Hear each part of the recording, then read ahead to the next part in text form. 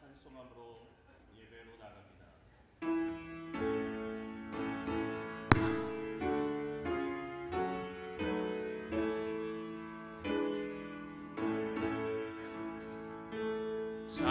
찬양하라 내 영혼아, 찬양하라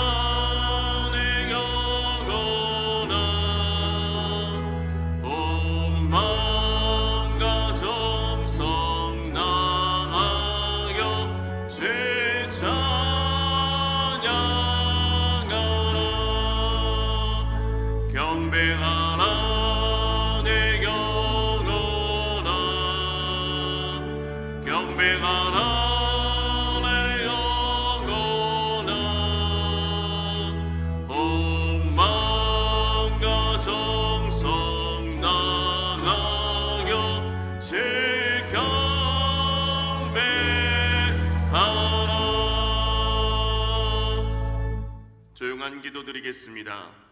그런즉 너희가 먹든지 마시든지 무엇을 하든지 다 하나님의 영광을 위하여 하라.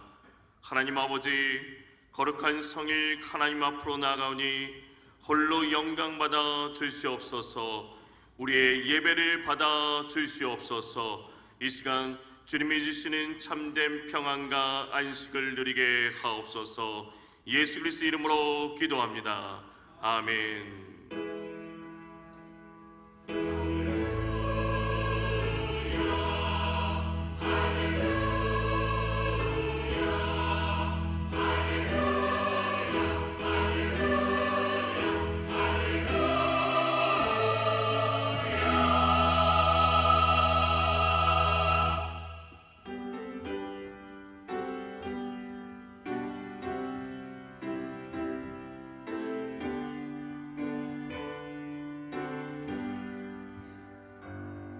큰 영광 중에 계신 주 나 찬송합니다.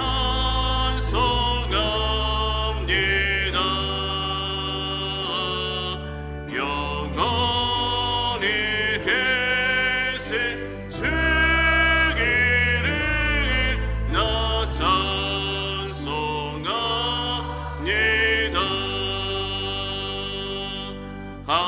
한없이 크신 능력에 나 찬송합니다.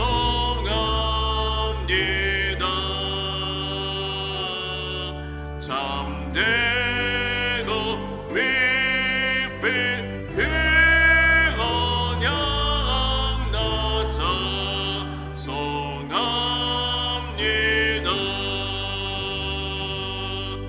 온 천지 창조하시던 그 말씀이 믿소.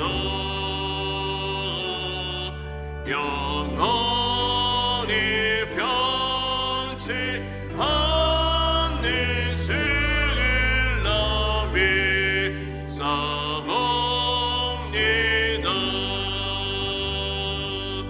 그 온유하신 주김서 날 불러주시고 그 품에 품어 주시니 나 찬송합니다.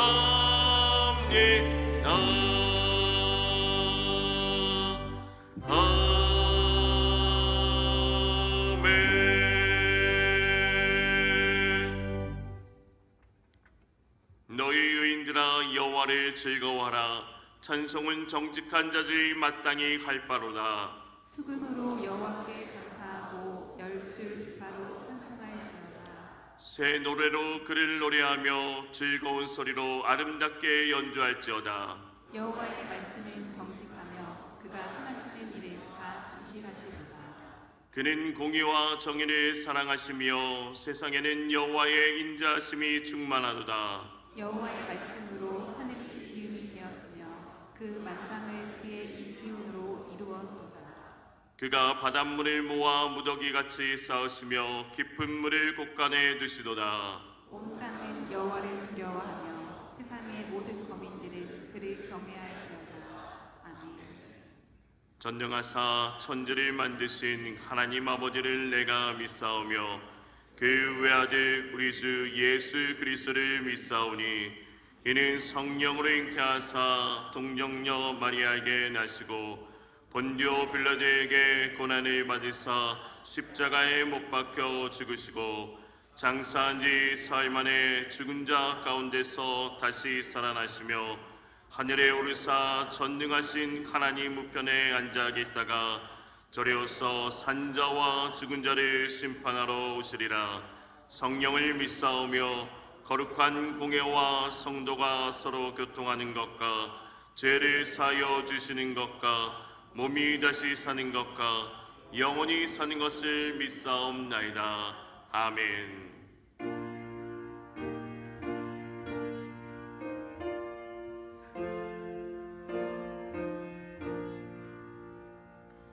이 천지가 만물을 하나 복 주시는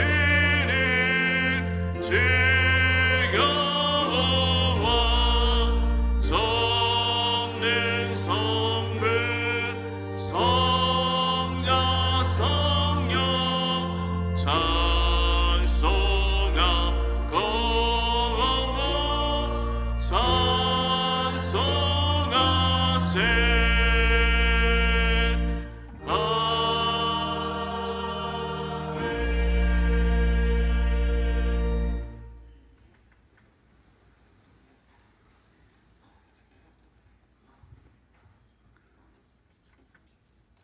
거룩하시고 자비로우신 하나님 아버지, 하나님께 가까이 가고자 우리의 모든 일정과 생각과 짐을 내려놓고 예배의 자리에 나왔습니다.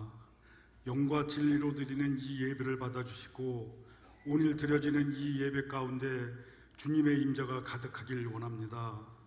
찬양 가운데 기쁨이 넘치고 기도 가운데 하늘의 문이 열리며 말씀이 선포될 때마다 우리의 심령이 살아나는 역사가 있게 하여 주시옵소서. 이 시간 우리의 답답한 마음 만져주셔서 힘들고 지친 우리의 삶에 새 힘을 얻게 하여 주시옵소서. 간절한 기도와 간구에 귀 기울여 주셔서 참 평안을 누리게 하여 주시옵소서. 어떤 상황 속에서도 주님만 바라보며 주 안에서 답을 찾고 살아가기를 소망하오니 성령의 충만한 능력으로 우리와 함께하여 주시옵소서. 우리 교회를 위해 기도합니다. 성령의 충만함 속에서 예배가 살아있고 기도가 끊이지 않는 영적 공동체가 되게 하여 주시옵소서. 병든 자에게는 치유를, 상처받은 자에게는 위로를, 방황하는 자들에게는 다시 돌아올 길을 열어 주시옵소서. 주님의 뜻에 따라 믿지 않는 우리의 이웃들에게도 복음을 전하는데 소홀함이 없게 하시고 이웃들과 성도들을 위해 사랑으로 교제하는 교회가 되게 축복하여 주시옵소서. 때 아닌 폭우로 어려움을 당한 이웃들에게는 주님의 위로와 회복의 손길이 닿게 하여 주시옵소서. 사랑의 하나님, 이 나라와 민족을 위해 기도합니다. 정의와 공의가 살아있는 나라가 되게 하시고 모든 국민이 서로를 존중하며 사랑 안에서 하나 되게 하시고 분열과 다툼보다는 이해와 용서, 화해와 소통의 문화가 회복되게 하시옵소서. 대통령과 위정자들에게 하늘의 지혜와 분별력을 주셔서 정직하고 공의로운 정치를 이루어가게 하시옵소서. 이 시간 주님의 말씀을 대언하시는 목사님께 성령의 충만함을 더하여 주시고 선포되는 말씀을 통해 우리의 심령이 회복되며 삶의 방향을 바로잡는 은혜의 시간이 되게 하여 주시옵소서. 듣는 모든 성도들이 열린 마음으로 주님의 음성을 듣게 하시고 그 말씀이 삶의 밑거름이 되어 세상 속에서도 믿음의 열매가 풍성히 맺히게 하여 주시옵소서. 아름다운 찬양으로 영광 돌리는 시온 찬양대를 축복하시고 보이지 않는 곳에서 섬기며 봉사하는 성도들을 기억하시고 주의 사랑으로 채워 주시옵소서. 오늘 예찬을 준비하는 일믿음 지역의 수고를 축복하여 주시며 오늘도 살아 역사하시는 예수님의 이름으로 기도합니다. 아멘.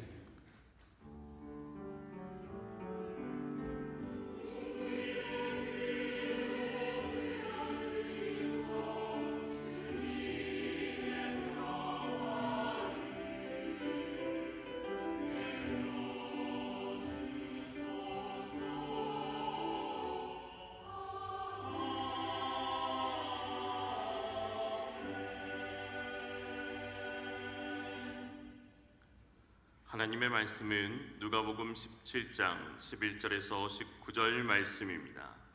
신약성경 124면입니다. 누가복음 17장 11절에서 19절 말씀입니다. 예수께서 예루살렘으로 가실 때 사마리아와 갈릴리 사이로 지나가시다가 한 마을에 들어가시니 나병한 자 10명이 예수를 만나 멀리 서서 소리를 높여 이르되 예수 선생님이여 우리를 불쌍히 여기소서 하거늘 보시고 이르시되 가서 제사장들에게 너희 몸을 보이라 하셨더니 그들이 가다가 깨끗함을 받은지라. 그 중에 한 사람이 자기가 나은 것을 보고 큰 소리로 하나님께 영광을 돌리며 돌아와 예수의 발 아래에 엎드려 감사하니 그는 사마리아 사람이라. 예수께서 대답하여 이르시되 10사람이 다 깨끗함을 받지 아니하였느냐? 그 9은 어디 있느냐?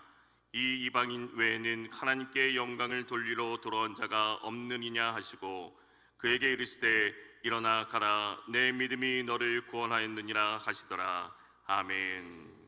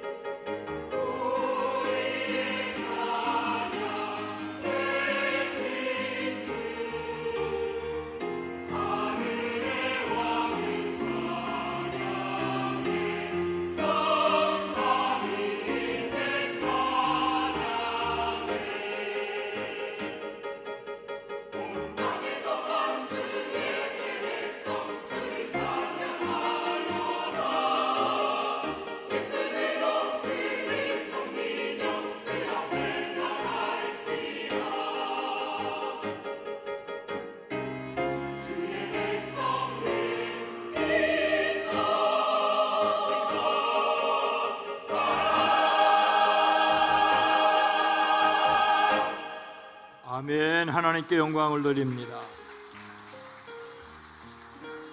찬양으로 섬겨준 시온 찬양대도 감사합니다. 이 시간 예배에 참여한 여러분 모두를 주의 이름으로 환영하고 축복합니다. 우리 앞뒤 옆에 있는 분들과 인사합니다. 주의 이름으로 사랑합니다. 주의 이름으로 축복합니다. 오늘도 함께 하시는 하나님으로 행복하시기를 축복합니다. 사람은 하나님의 모습을 담도록 지음을 받았습니다. 하지만 죄가 하나님과 사람 사이를 어그러지게 하였습니다. 남아프리카 공화국 초원에서 사냥 중이던 미국의 백만장자가 자신이 쫓던 야생 버팔로의 공격으로 즉사했던 뉴스를 보았습니다. 미국 텍사스 출신의 백만장자가 지난 3일 남아프리카 공화국 림포포주의 한 사파리에서 고급 사냥 프로그램에 참여해 전문 사냥 가이드와 함께 버팔로를 추격 중이었습니다.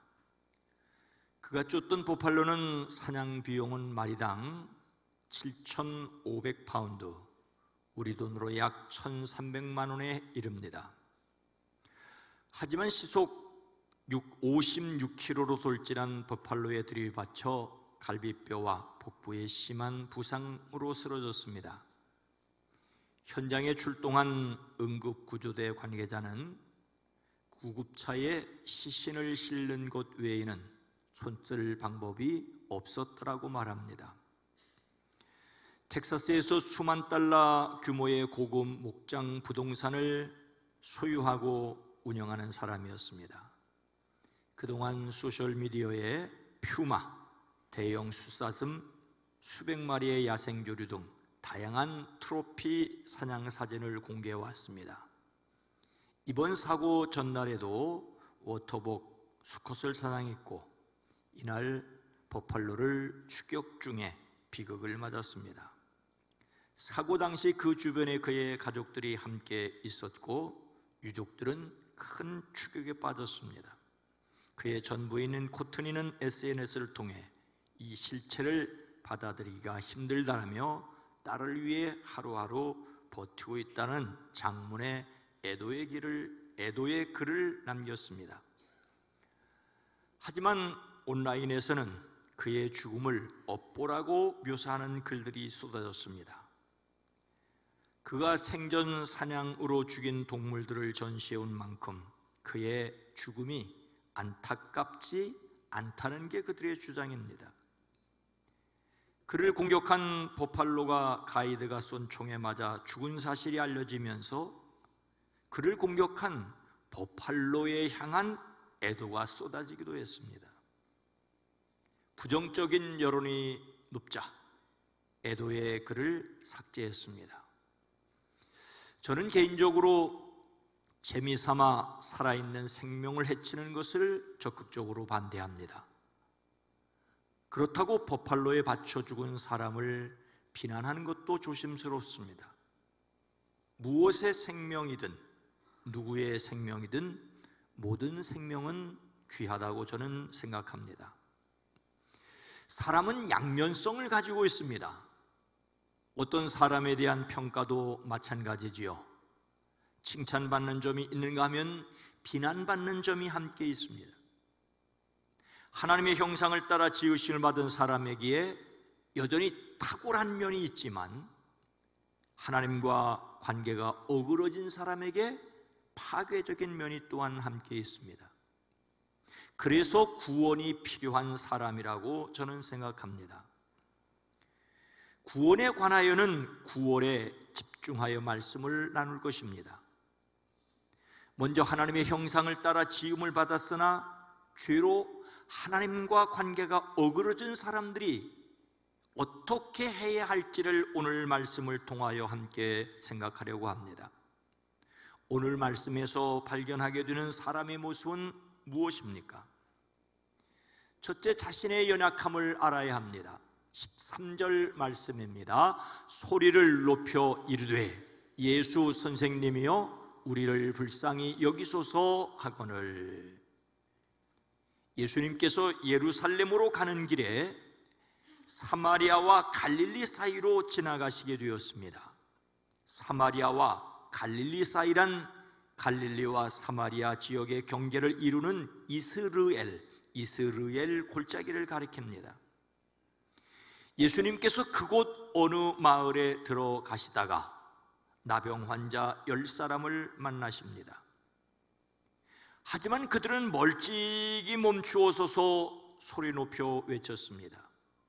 그들이 목소리를 높여 외쳤던 말은 예수 선생님이여 우리를 불쌍히 여기소서, 예수 선생님이여 우리를 불쌍히 여기소서였습니다.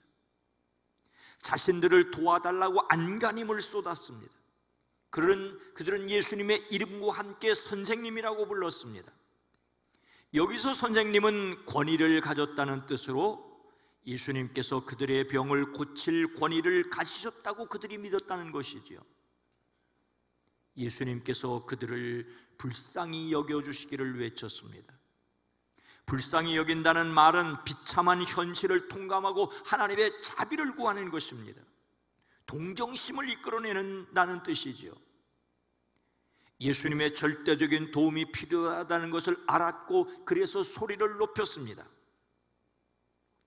여기서 그들의 형편을 좀 살펴볼 필요가 있습니다. 이런 병에 걸린 사람은 구약 시대부터 다른 사람들에게서 멀리 떨어져 살아야 합니다. 그러나 구걸을 해서 먹고 살아야 하므로 사람들에게서 아예 멀리 떨어져 그들만이 살 수는 없었습니다. 사람들에게서 떨어져야 하지만 도움을 받기 위해 사람들의 주변에 어정거리는 모습입니다. 그들은 예수님에 관한 소식을 들었고 예수님을 만나기를 소망했습니다. 드디어 지나가시는 예수님을 향하여 멀리 서서 소리를 높여 외칩니다. 사람들에게서 떨어져 살아야 했지만 구걸해야 하는 것처럼 예수님께로 가까이 갈 수는 없었지만 멀리서 그래서 소리를 높였습니다. 우리는 이들에게서 사람들의 일반적인 모습을 볼 수 있습니다. 다른 사람들과 함께 어울려 살 수 없다고 해도 전혀 무관하게 살 수 없는 세상이지 않습니까? 함부로 가까이 갈 수 없기에 목소리를 높여야 할 수도 있습니다. 목소리를 높이는 것이 수고롭고 어떤 사람에게는 거슬릴 수 있지만 살아남기 위해 목소리를 높여야 할 수도 있습니다. 흔히 자존심과 자존감을 자신을 긍정적으로 평가하는 마음이라고 합니다. 그런데 자존심은 외부로부터 얻어지는 것이고 자존감은 내 안에서부터 시작되는 것입니다. 내가 남들보다 더 잘났다고 다른 사람과 비교하는 것은 자존심이고, 내가 잘났든 못났든 나는 소중하다라고 내부로 생각하는 것이 자존감이라고 합니다. 자존심은 외부의 칭찬이나 인정, 성공, 경험 등을 통해 높아질 수 있지만은 다른 사람과 비교하고 실패했을 때 쉽게 무너질 수 있습니다. 하지만 자존감은 외부의 평가에 흔들리지 않고 자신의 내면의 가치를 굳건히 지키면 됩니다. 그래서 자존심 세우지 말고 자존감을 가지라고 말합니다. 신앙적으로 꼭 그렇습니다. 요한계시록에 나오는 소아시아 7교회 가운데 하나인 라오디게아 교회는 자존심이 셌습니다. 그들은 나는 풍족하여 부족한 것이 조금도 없다라고 했습니다. 그 지역의 풍요로움에 힘입어 교회 역시 물질적으로도 풍성했습니다. 하지만 물질적 풍요에 빠져 그들은 자신들의 실상을 알지 못했습니다. 성령께서는 그들에게 실상 너는 비참하고 불쌍하고 가난하고 눈이 멀고 벌거벗은 것을 알지 못한다고 하십니다. 그들의 행위는 차지도 않았고 뜨겁지도 않았습니다. 미적지근하여 입에서 뱉어버리겠다고 하는 정도였습니다. 그들은 그들의 마음 문을 두드리는 소리를 듣고 마음을 열어야 했었습니다. 사람은 누구나 예수님을 향하여 나를 불쌍히 여기소서, 나를 불쌍히 여기소서라고 외쳐야 합니다. 말씀 그대로 의인은 없나니 하나도 없기 때문입니다. 하나님께서 하늘에서 사람을 굽어보시면서 지혜로운 사람이 있는지, 하나님을 찾는 사람이 있는지를 살펴보시지만 모두는 다른 길로 빗나가서 하나같이 썩었다라고 시편은 표현하고 있습니다. 예수님 믿는 사람들 역시 여전히 우리를 불쌍히 여기소서라며 가슴을 쳐야 합니다. 예수님 믿는 사람들도 역시 여전히 연약하기 때문입니다. 주님께서 가르쳐 주신 기도 그대로 우리를 시험에 들게 하지 마시옵고 다만 악에서 구하시옵소서라고 기도해야 합니다. 우리는 시험에 들고 악에 빠질 수 있는 사람입니다. 이런 절망적인 삶의 현실을 실감나게 표현한 것이 오호라 나는 곤고한 사람이다, 이 사망의 몸에서 누가 나를 건져내려는 사도 바울의 탄식이라고 할 수가 있습니다. 속 사람으로는 하나님의 법을 즐거워하되 다른 법이 내 속에 있어서 나를 죄악 가운데로 끌어가고 있는 것을 발견하는 우리 자신입니다. 하나님께서는 그 사도 바울을 통하여 고린도 교회에 이렇게 말씀하십니다. 우리가 이 보배를 질그릇에 가졌으니, 예수님을 믿는 사람은 보배로 오신 예수님을 자기 안에 모셔드렸지만 여전히 그 자신은 깨어지기 쉬운 질그릇이라는 말씀입니다. 십자가를 지셨으나 부활하신 예수님을 믿음으로 하나님의 새로운 피조물이 되었으나 여전히 나를 불쌍히 여기소서라고 말해야 한다는 것은 자존감 없이 나약하게 살자는 것이 아닙니다. 우리의 자존감은 그리스도 예수 안에서 하나님의 새로운 피조물이라는 것입니다. 그러나 여전히 깨어지기 쉬운 자신임을 인정해야 한다는 것이죠. 다른 말로는 교만하지 말자는 것일 수 있지만 상처받을 수 있는 자신임을 인정해야 합니다. 다른 사람들의 말이나 삶의 형편에 상처받고 깨어져 주저앉을 수 있습니다. 그래서 한숨이나 쉬면서 나를 불쌍히 여기소서라고 말하자는 것은 아닙니다. 예수님의 도우심이 우리 자신에게 절대적으로 필요하다는 사실을 인정하자는 것입니다. 그리고 또 하나, 우리를 불쌍히 여기소서라고 말해야 하는 이유가 있습니다. 나를 불쌍히 여기소서라는 것을 넘어서 우리를 불쌍히 여겨달라고 기도해야 합니다. 오늘 말씀에서 그들은 10명이나 되었으니 우리라고 말하는 것이 당연합니다. 하지만 우리는 나를 포함하여 우리 공동체를 위해 기도해야 합니다. 믿음의 공동체인 우리 교회와 한국교회를 긍휼히 여겨주시기를 기도해야 합니다. 광복 80주년을 맞은 이 땅 대한민국을 위하여, 남북으로 갈라 여전히 대치되어 평화가 절실한 이 한반도를 위해서, 총소리가 멈추지 않고 가난과 폭력이 지배하고 있는 듯한 이 세계를 위하여 우리를 불쌍히 여기소서라고 기도해야 합니다. 우리를 불쌍히 여기소서라고 기도할 수 있는 저와 여러분이 되기를 주의 이름으로 축복합니다.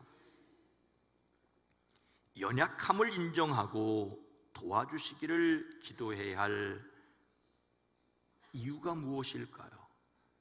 둘째로 예수님께로 되돌아와야 하기 때문입니다.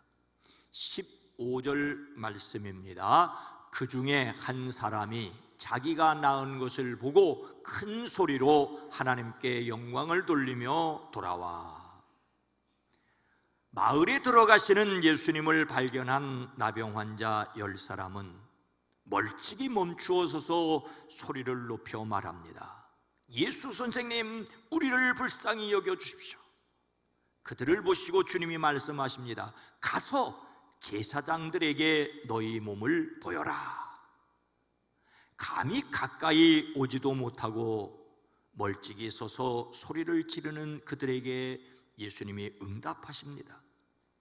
그러나 너희 몸이 깨끗해졌느니라고 말씀하지 않고 제사장들에게 가서 너희 몸을 보이라는 것이 무슨 뜻이겠습니까?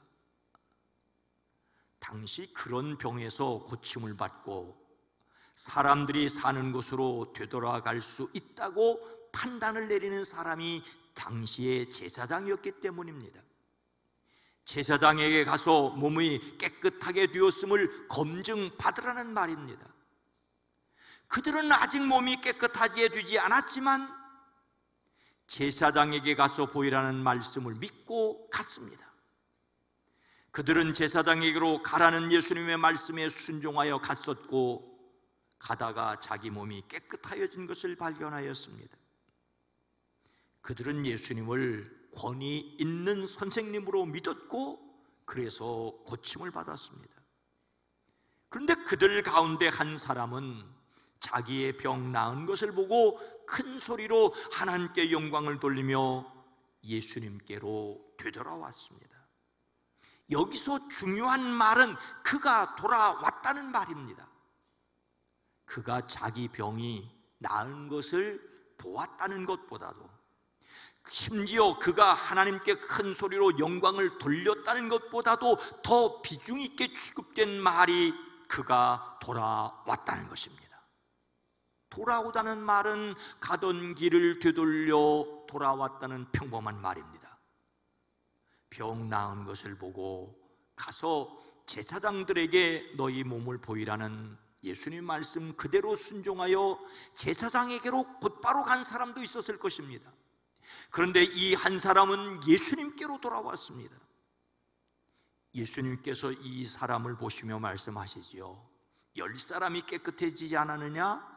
그런데 9사람은 어디 있느냐? 이 사람이 돌아온 것을 예수님께서 높이 평가하는 것을 볼 수가 있습니다. 여기에서 예수님을 믿음으로 하나님의 자녀된 이들이 여전히 우리를 불쌍히 여기소서라고 기도해야 하는 이유를 생각할 수 있습니다. 우리가 속한 공동체가 이 세상이 하나님의 긍휼의 여김을 필요로 하기 때문입니다. 그리고 우리 자신이 끊임없이 예수님께로 돌아가기 위해서입니다. 예수님을 그리스도로 영접하여 하나님의 자녀가 된 사람들에게, 이미 하늘에 그 이름이 기록된 사람들에게도 예수님께로 끊임없이 돌아가는 것이 필요하다는 말입니까? 그렇습니다. 사도 바울은 고린도 교회에 형제들아, 내가 그리스도 예수 우리 주 안에서 가진 바 너희에 대한 나의 자랑을 두고 단언하노니 나는 날마다 죽노라. 나는 날마다 죽노라고 하였습니다. 나는 날마다 죽노라고 말하는 것은 그만큼 힘들고 어렵게 살았다는 말이기도 하지만, 또한 선한 행실을 더럽히지 않으려고 깨어 의를 행하고 죄를 짓지 않으려고 노력했다는 말이기도 합니다. 날마다 죽었기에 날마다 살 수 있었습니다. 우리는 날마다 유혹의 욕심을 따라 썩어져가는 옛사람을 벗어버리고 새 사람을 날마다 입어야 합니다. 중국 육조 시대 양나라 사람 소명태자가 편찬한 문선에 작자미상의 시가 있는데, 그 시의 첫 구절은 거자일소, 거자일소, 떠나간 사람은 날마다 멀어진다는 말이 나옵니다. 죽은 사람이나 멀리 떠난 사람은 시간이 지날수록 잊히거나 사이가 멀어진다는 의미를 담고 있습니다. 거자일소, 이 말과 바로 이어서 나오는 그 반대말은 내자일친입니다.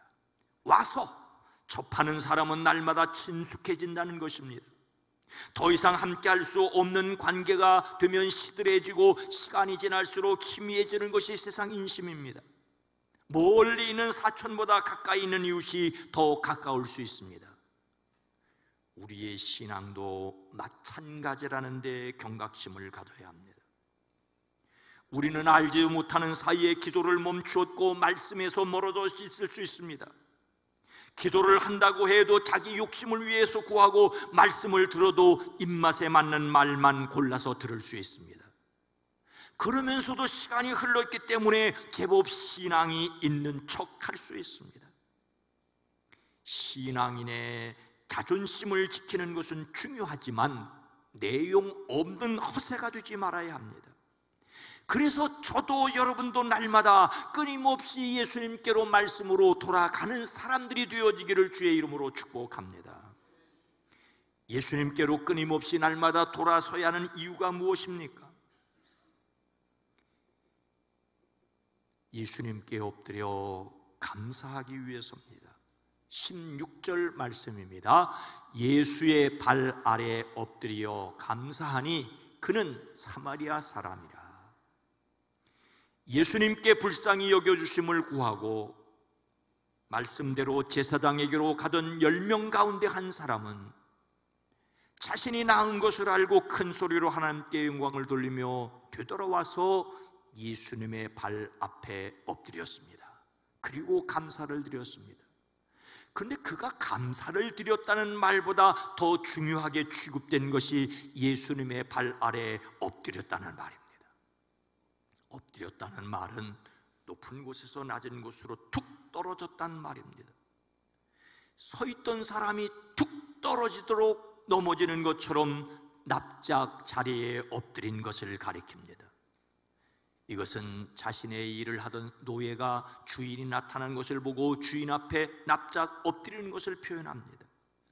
자기를 낮추어 존경을 표시하는 가장 겸손한 자세입니다. 아브라함은 자신을 찾아오신 하나님 앞에 엎드렸습니다. 요셉의 형제들은 그들의 목숨을 구걸하기 위해 애굽의 총리가 된 동생 앞에 엎드렸습니다. 갚을 수 없는 빚을 진 종이 주인 앞에 엎드렸습니다. 겟세마네에서 예수님은 기도하기 위해 얼굴을 땅에 대고 엎드리셨습니다. 오늘 말씀에서 고침을 받은 10명 중에 한 사람만이 예수님께 돌아와 엎드렸습니다. 물론 그는 용서를 빌거나 필요한 것을 구하기 위해서 엎드리는 것이 아니라 감사하기 위해 엎드렸습니다. 자신이 고침받은 것이 은혜라는 것을 고백하기 위해 엎드렸습니다. 예수님의 말씀에 따라 제사장에게 가던 것을 자랑하기 위해서가 아닙니다. 그가 예수님께 감사하기 위해 엎드렸다는 것은 자신이 고침받은 것이 전적으로 은혜임을 고백하는 것입니다. 이런 그에게 예수님께서 말씀하십니다. 하나님께 영광을 돌리러 돌아온 사람은 이 이방 사람 한 명밖에 없느냐? 그가 예수님께로 돌아와 엎드린 것을 하나님께 영광을 돌리는 것이라고 예수님은 말씀하십니다. 그리고 그 사람이 바로 사마리아 사람이라는 것을 지적하십니다. 그 사마리아 사람을 이방인이라고 하신 것은 유대인을 우월하게 여겨서 그렇게 말씀하신 것이 아니었습니다. 함께 고침을 받은 10명 중에는 유대인도 있었다는 것을 말씀하십니다. 우린 여기서 상상력을 발휘할 수 있습니다. 고침을 받은 10명 중에는 유대인도 있었고 사마리아인도 있었습니다. 그들의 비율이 어느 정도인지는 알 수 없습니다. 유대인 9명에 사마리아인 1명이었는지 아니면 반반씩이었는지 반대로 유대인 한 사람에 사마리아 사람 9명인지 알 수는 없습니다. 눈여겨볼 수 있는 것은 그들이 병들고 아프고 다른 사람들의 손가락질 받는 동안에는 유대인과 사마리아인이 함께 모여 있었다는 것입니다. 유대인과 사마리아인은 절대로 함께 있을 수 없었습니다. 특히 유대인의 처지에서 사마리아인을 더럽게 여겨 그들과 함께 있으려고 하지 않았습니다. 하지만 병이 들자 똑같은 사람으로 함께 모여 살았습니다. 그런데 병에서 고침을 받자 유대인은 유대인의 길을 갖고 사마리아인은 이방인으로 취급되었습니다. 힘들고 어려울 때는 높은 사람 낮은 사람이 없이 모두 다 같은 사람인 줄 알았는데 조금 살만해지니까 차등이 생기는 것이 세상 인심일 수 있습니다. 그렇게 자존심을 세우려는 사람들입니다. 하지만 예수님께서 인정한 참 사람은 그 사마리아 사람 한 사람이었습니다. 그를 참 사람이라고 말할 수 있는 것은 그가 감사였기 때문입니다. 그는 감사를 표현으로 드러냈습니다. 은혜 받았다는 것을 인정했습니다. 고마움을 고맙다고 표현하였습니다. 물론 사람마다 표현 방법은 다를 수가 있지만 고마움에 고맙다고 표현한 것이 사람다움입니다. 예수님께서 그 사람에게 하나님께 영광을 돌리려 돌아온 사람이 이 이방 사람 한 명밖에 없느냐라고 말씀하신 것은 그 사람에게 어떤 대답을 듣고 싶으셔서 물으신 것이 아닙니다. 예수님의 탄식이라고 할 수가 없습니다. 탄식이라고 할 수 있습니다. 예수님은 고마움을 고마움으로 느끼지 못하는 사람들을 안타까워하십니다. 예수님은 돌아와 땅에 엎드린 사람에게 말씀하십니다. 일어나 가라, 내 믿음이 너를 구원하였느니라. 일어나라는 말과 함께 가라는 명령이 강조되었습니다. 그리고 이미 그가 구원을 받았다고 선언해 주십니다. 병에서 놓여 깨끗해진 사람은 10사람이 똑같았지만 영혼의 구원을 선포받은 사람은 오직 한 사람이었습니다. 예수님의 말씀을 듣고 제사장에게 몸을 보이려 가던 믿음은 10사람이 다 가졌습니다. 그러나 예수님께로 돌아와 그 앞에 엎드려 감사하는 믿음은 오직 한 사람, 그 사마리아인만 가졌습니다. 그는 구원을 받은 하나님의 백성으로 가족에게로 돌아갈 수 있었습니다. 이것이 그에게 임한 하나님의 은혜였습니다. 예수님께로 돌아와 엎드렸기에 오히려 일어나라는 말과 함께 가라는 말씀을 듣고 하나님의 구원을 간증하는 사람이 되었습니다.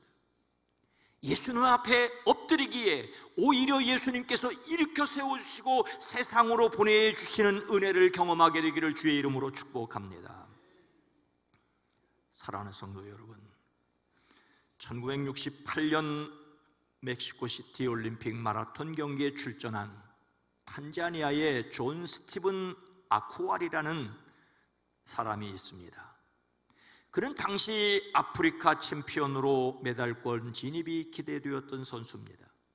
그러나 그는 경기 중에 19km 지점에서 몇몇 주자들과 순위 다툼을 벌이다 부딪혔습니다. 넘어지며 어깨를 심하게 다쳤고 무릎은 탈구가 되었습니다. 그는 주변의 만류에도 무릎에 붕대를 감고 달렸고 결국 결승선을 통과했습니다.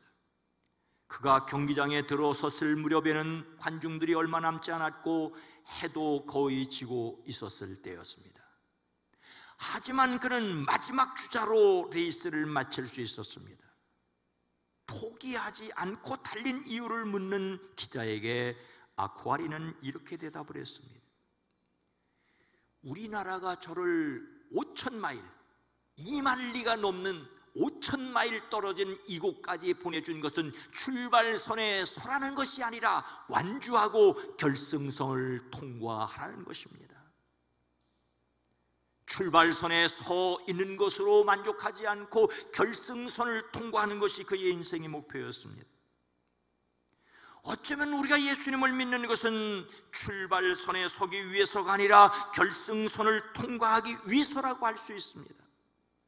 사도 바울은 자신을 가리켜 나는 선한 싸움을 다 싸우고 달려갈 길을 마치고 믿음을 지켰습니다라고 하였습니다. 우리는 믿음을 지키고 있다는 자존감, 그리고 하나님께서 우리를 위해 생명의 면류관을 준비했다는 자존심을 가져야 합니다. 끊임없이 예수님께로 돌아와 우리의 인생이 끝나는 그날까지 주님 앞에 서는 그 결승선까지 달려가는 저와 여러분이 되기를 주의 이름으로 축원합니다.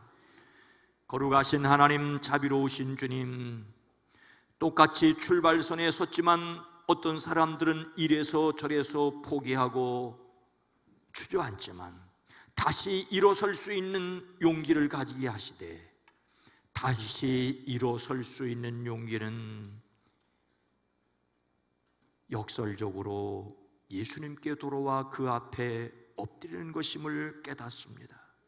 예수님 앞에 엎드릴 때 주님께서는 일어나라, 가라고 파송하시는 것을 저희들이 듣습니다. 준저앉을 수 있고 낙심할 수 있고 상처받을 수 있는 우리 자신임을 인정합니다.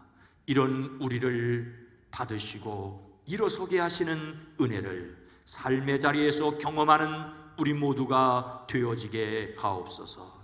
특별히 연약한 가운데 이들 상처받았다고 느껴질 때, 육체적인 질병으로 낙심할 때 주님 앞에 엎드리게 하시고, 엎드린 우리를 향하여 일어나라고 가라고 말씀하시는 주님의 음성을 듣게 하옵소서. 예수님의 이름으로 간절히 기도드리옵나이다. 아멘.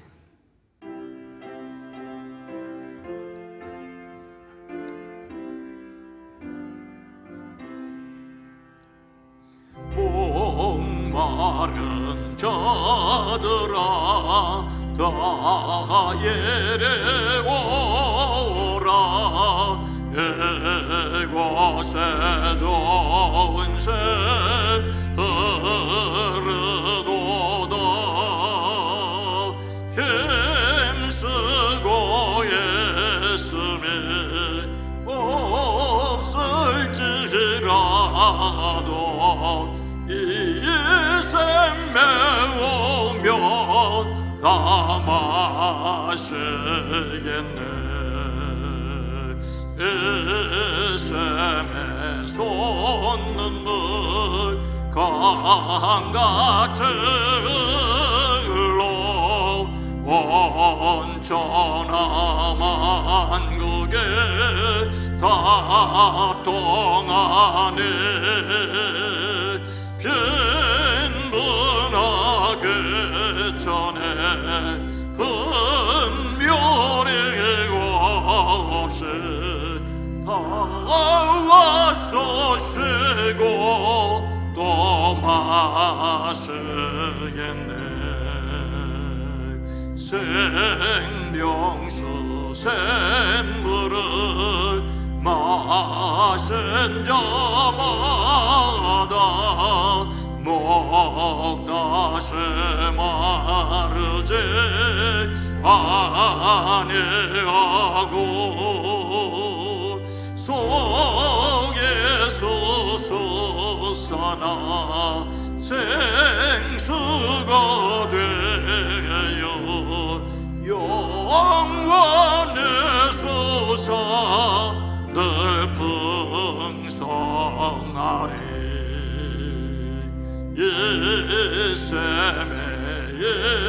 이름은 생명의 샘물 저수정빛같이 늘 맑도다. 어린 양보자가 원이 되어 생명수 샘이 늘 그치잖네. 하나님 아버지, 은혜와 사랑을 감사합니다. 2025년 8월 세 번째 주일, 이 시간 이 자리로 우리를 이끌어 주시고 마음을 하나님 앞에 드릴 수 있게 허락하시니 감사합니다. 나를 긍휼히 여기시옵소서. 우리를 긍휼히 여기시옵소서. 이 땅을 긍휼히 여기시옵소서. 탄식하는 이들의 음성을 들으시고 일어서게 하시고 세상을 향하여 담대히 나아가게 하옵소서.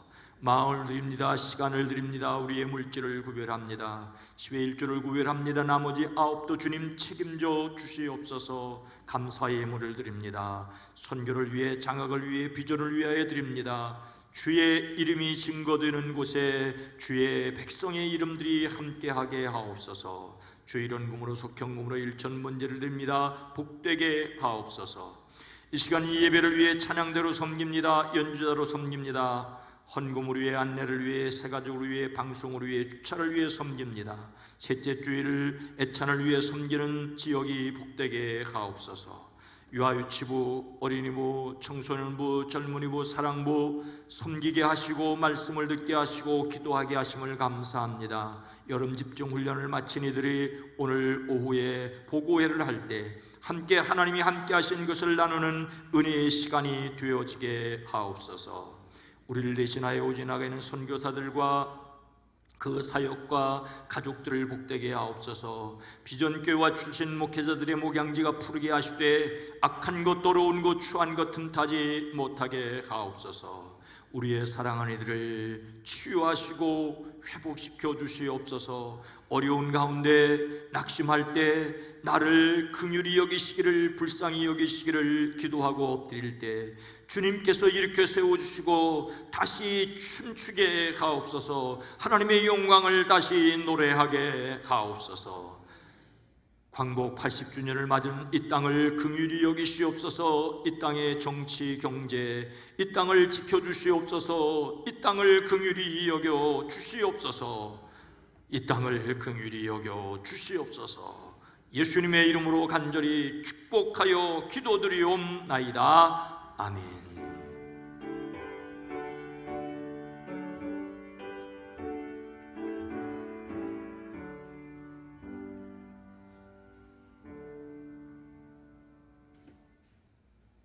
여러분 모두를 다시 한번 주의 이름으로 환영하고 축복합니다. 건강한 교회, 행복한 세상을 위해 기도합니다. 오늘은 성령 강림절 후 10번째 주일입니다. 성령의 도우심으로 주님을 더욱 닮아가기를 원합니다. 8월의 주의 성품은 겸손.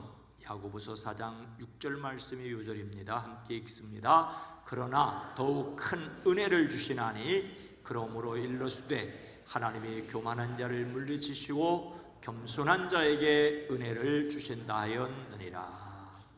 겸손한 자에게 은혜를 주신다. 근데 겸손하다는 말은 은혜입니다, 덕분입니다 라는 것을 인정하는 것입니다. 은혜를 인정할 때 은혜 위에 은혜인 것이지요. 오늘 세 번째 주일로 오후 예배가 있습니다. 오늘 오후 예배는 그동안 여름 성경학교로, 수련회로, 국내외 선교로 섬긴 교회학교 각부의 보고입니다. 함께 하셔서 보고도 듣고 또 격려해 주시기 바랍니다. 셋째 주일 애찬 준비는 믿음 지역에서 준비를 했습니다. 감사를 드립니다. 함께 즐거운 식사 시간이 되기를 바랍니다. 장학위원회가 다음 주에 있습니다. 장학을 위해 기도와 헌금으로 함께 하시는 모든 분들에게 감사를 드립니다. 금요일 저녁 기도회를 29일부터 다시 시작합니다. 29일 금요 저녁 기도회는 속장님들 결단 예배로 드립니다. 각 속회는 9월 첫 주간부터 시작합니다.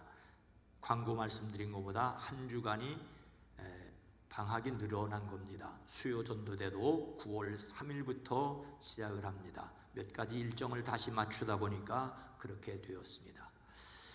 교구 및 지역장 모임이 27일 다음 주일 수요 오전 말씀 모임 후에 있습니다. 심남선교에서 다음 주일 점심에 음식 바자회를 합니다. 오늘 점심은 누구나 거저 드실 수 있습니다. 그런데 다음 주일은 식사하고 싶지 않아도 식사하셔야 됩니다. 돈을 내고 하셔야 됩니다. 많은 돈은 아닙니다. 심남선교에서 친히 포스터를 봤더니 본인들이 장군이라고 생각하는 건데 어쨌든 그분들이 식사를 준비해서 베트남 선교를 목적으로 해서 비싸지는 않습니다. 어른 7,000원으로 음식 바자회를 하는데 또 이런 기회를 통해서 활동하는 것을 함께 참여하고 격려를 해 주셨으면 좋겠습니다. 기획위원회는 다음 주일 일부 예배 후에 있고요. 결혼을 축하합니다. 김기숙 권사님 딸 안재은 양 결혼식이 이번 주 23일 토요일 오후 1시 20분에 수원 IT 컨벤션에서 있습니다. 또 결혼식이 있습니다. 고관달 장로님 박준 권사님 딸 고지영 양 같은 날 오후 6시 반에 서울 아펠가모에서 있습니다. 오후 4시 반에 파장동 노인정 앞에서 버스가 출발합니다. 기억하시고 축복해 주시기 바랍니다. 위로해야 할 일도 있습니다. 황규성 권사님 부친 단도 장로님 장인 돌아가셔서 위로를 드립니다. 미국에서 오래 계셨기 때문에 미국에서 장례식이 있으니까 또 그냥 위로해 주시면 좋겠습니다. 위로를 드립니다. 다 함께 일어나셔서 함께 찬송하겠습니다.